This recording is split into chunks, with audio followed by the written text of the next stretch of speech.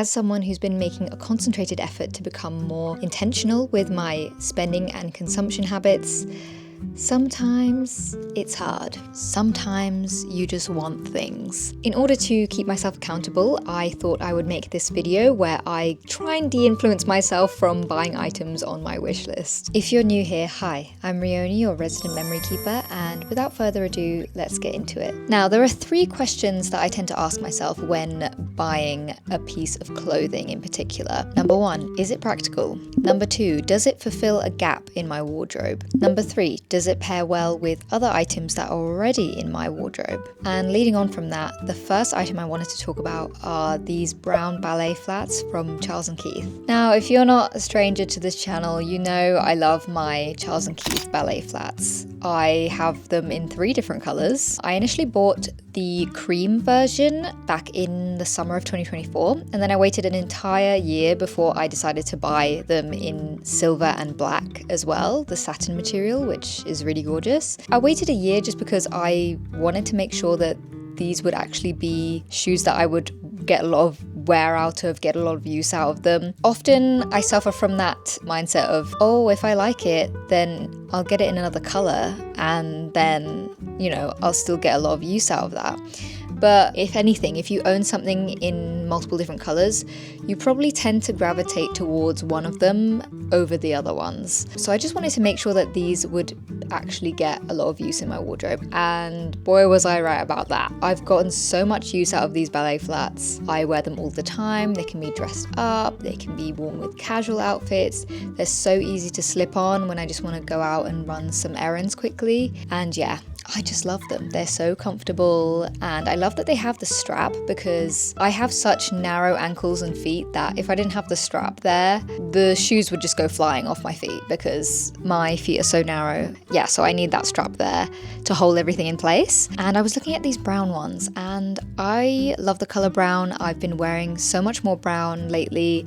I think it's such a nice neutral color. I particularly like this kind of chocolatey brown color. It's probably my favorite type of brown. And yeah, I just think it goes with everything, pretty much everything in my wardrobe. And yeah, I just love brown as a neutral these days. I know I would get a lot of use out of these. I know that. But does anyone really need 4 of the same exact shoes in different colorways and textures? As much as I love them, I don't think they're a necessity at all. I have been looking for a nice pair of brown shoes to add to my wardrobe for a while, and so I saw these and I was like, ooh, I do like them. So I did put them on my wish list, but will I actually buy them? I'm not sure because they are made of faux suede, which the other ones I have are their kind of satin material.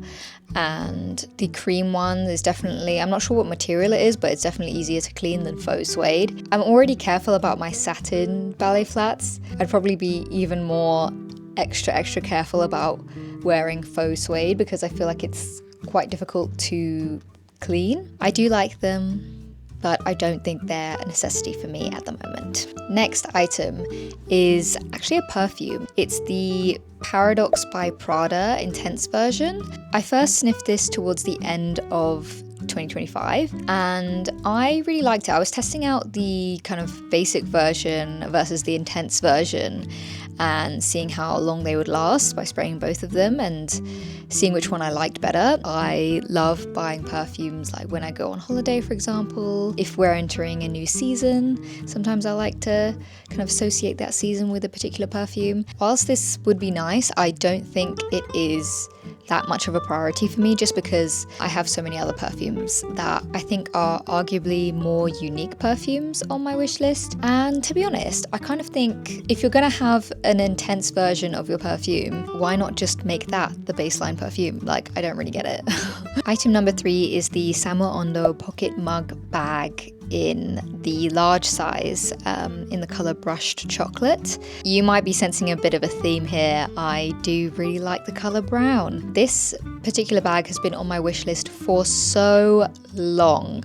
But the reason I haven't bought it yet is because it's a Korean brand. I wanted to go to Seoul and buy it there, and I probably will still do that in the future. So I don't really think it's worth paying the extra for it and the extra for shipping when I could just get it for cheaper in Seoul. That was what was making me hold off on it for so long. I do really like the design. I like that it has loads of pockets.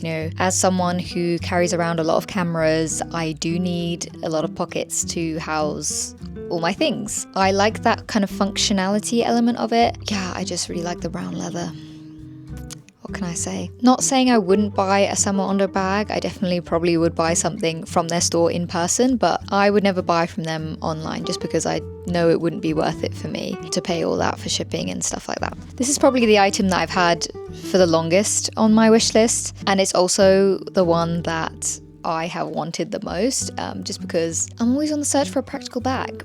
But just today I was kind of looking at the bags from Aced Studios. They're basically like camera bags, except cuter and more aesthetic for the girlies, because I think a lot of camera bags are made for men and they're ugly. I carry around a lot of cameras, so it makes sense for me to have these kind of like more structured bags, but also they actually look cute.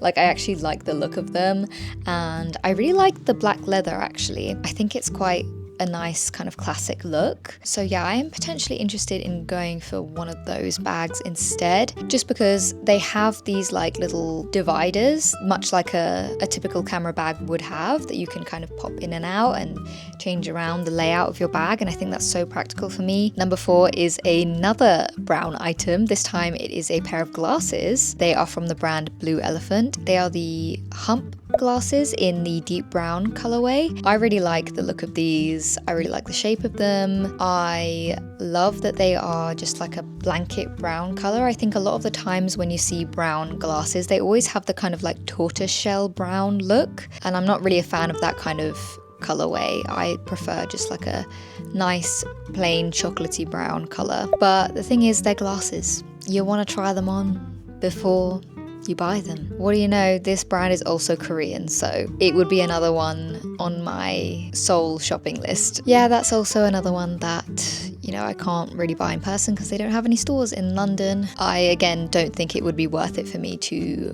buy it for extra money and pay extra on shipping just to get it now. I don't think that would be a good financial decision for me. My eyesight isn't that bad. I do wear glasses, and I've worn the same kind of frames, these kind of gold frames that I own from I Buy Direct, and I've literally been wearing them since I was, I don't know, maybe like I think I was 17 when I first got these, and yeah, I've been wearing them ever since, and I do think they suit me and my face shape, but I kind of want to try something new and something different, and I feel like these brown glasses would go with anything. Like you can wear with silver jewelry, you can wear with gold jewelry, it would still look really good. I am de-influencing myself from getting them as of this moment. I think it would be better for me to wait and get them in person, because what if you don't like them and you have to return them? That's just a faff and a waste of your time and money. So back to clothing now. I was having a look at these really cute tops from Mode Mischief.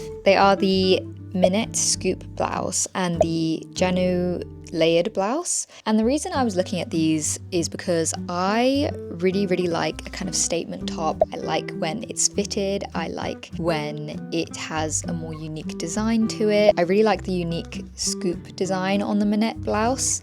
I think it's really cute. I imagine it with like a nice statement necklace to fill up that kind of empty space on your chest. Yeah, I'm a sucker for those types of like more unique designs of tops. I think they're really pretty. I can see myself pairing them with different like skirts that are already in my wardrobe. But the brand is Australian, I'm pretty sure. Yeah, would it be worth buying it from there? Maybe I could just wait until they have a Black Friday sale, even though Black Friday is ages away. If I can have the willpower to wait that long and I still want the item, I think it would probably still be worth getting at that point. That's what I did last Black Friday. I made sure to not make any kind of impulse purchases. Oh, it's Black Friday, I might as well buy this, this and this. I waited with a bunch of items on my wish list for months because I knew these kind of like brands like Peachy Den, for example, always have a Black Friday sale. So I thought, you know, I might as well wait to get these items that I really like and have tried on and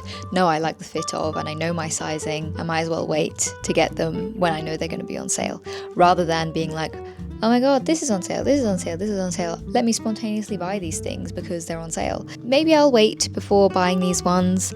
I do think they're really pretty, but I don't know if it's worth the hassle to buy them. We shall see. So those are all the items that I was really considering as of late. Now I thought I would do a little segment on items that I am thinking about making, because what better way to become more intentional with your shopping habits than to actually make the items that you want rather than just buy them. When you decide to commit to making something, you really have to consider whether that thing is actually worth the time and effort that you are going to be putting in to making it. Are you actually going to get a lot of use out of that item? You know, those are the things that would come to mind. It's pretty much the opposite of those spontaneous one-click purchases that you might make within the blink of an eye. I'm trying to make more items that I want rather than buy them. I think that's what I've been doing since the start of 2026. I think I went 3 whole months without buying a single item of clothing, which for me is quite impressive. Instead, in those 3 months, I worked on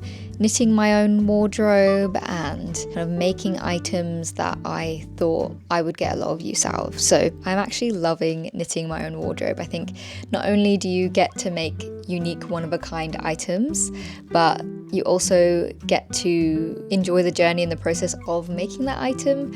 And it's so much more satisfying and fulfilling to have a finished garment out of that whole process. You know, you feel that sense of accomplishment and like you really like achieved something. I think it kind of retains that special quality for longer than if you were to just quickly spontaneously buy something online. So currently I'm really enjoying making the rose top. I'm making it in this light blue color first, and then I'm going to make it in this more like deep red color, just because I think these colors would be really fun to style, particularly for like summer outfits. I'm loving summer knits. Summer knitwear is so much fun. I think a lot of people think knitting is just for winter, but there are some cute summer knitting patterns out there. Particularly this year, I feel like my feed has been exploding with all these really, really cute summer knitting patterns. One of them being the Top 3000 by Kiss Kiss Rhinestones. I really, really fell in love with this as soon as I saw it. I was just like, I want to make that immediately. Just seeing all the fun colors you can make, how it looks, you know, with the light reflecting off of it. I just think it's so much fun. I think the knitting community has really taken to sequins this year. Yeah, so that's definitely on my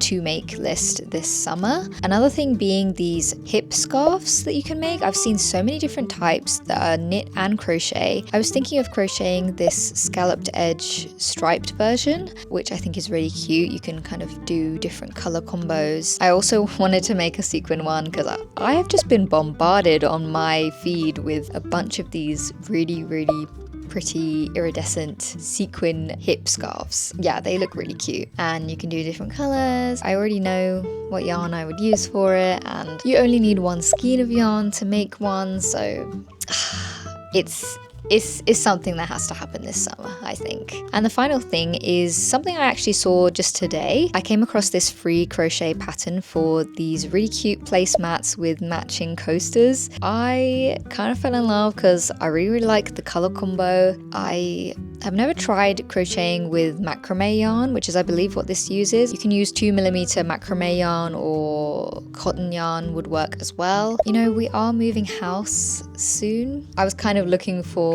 different crochet and knit items that I could make as home decor, and I think these would be perfect. I was thinking of maybe making 4 to 6 placemats and 4 to 6 matching coasters. So yeah, and it looks like such a simple pattern, like I should definitely try and make these, and maybe I'll make them and document the process on this channel, so stay tuned for that. So that is everything I wanted to talk you through today. I hope you enjoyed this video. I hope you also felt de-influenced to buy those spontaneous things that you were itching to buy. Yeah, I've just, if anything, gotten more excited to make items and really enjoy the process of creating rather than consuming. So that is everything I wanted to talk about today. I hope you enjoyed this video, and I will see you in the next one. Bye!